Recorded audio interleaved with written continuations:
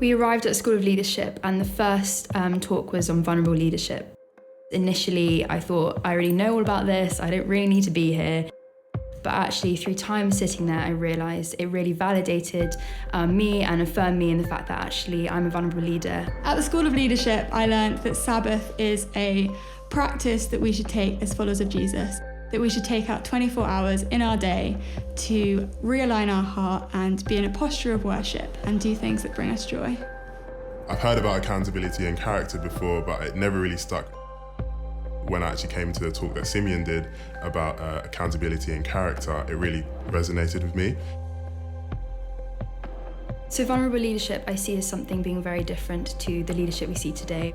This kind of personal thing, standing over a bunch of people below them, and actually I see it as coming under and lifting, but using your story to kind of be open and be vulnerable and just like see goodness happen from out of that. He talks about how he's got a WhatsApp group of his mates and they go on retreats and they ask like the real deep questions. That really, really convicted me into actually doing that with my mates as well.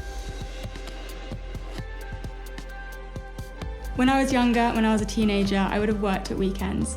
And I can't help but think how my faith would have been stronger if I had taken time to rest and realign my heart and mind with Jesus.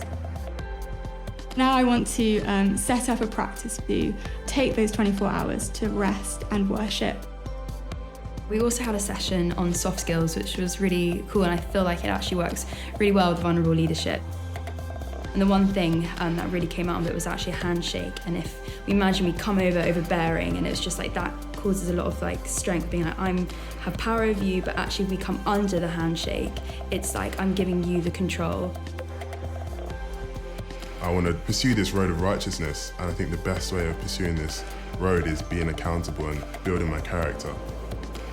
I want him to be asking me like the deep questions and pulling out the deepest of me, so that I'm just able to show Jesus through what I'm saying and what I'm doing. I'm a youth worker, so I feel called to share this idea of rest and the purpose and the importance of rest with young people.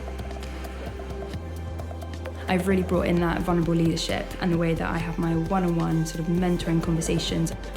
I share with my parents like things that are going on in my life that I think are really key. Having that vulnerable sort of leadership within my home with my friends and my work has really shaped the way that I go out and like, I guess, live my life. And what a world we could live in if everyone was a vulnerable leader.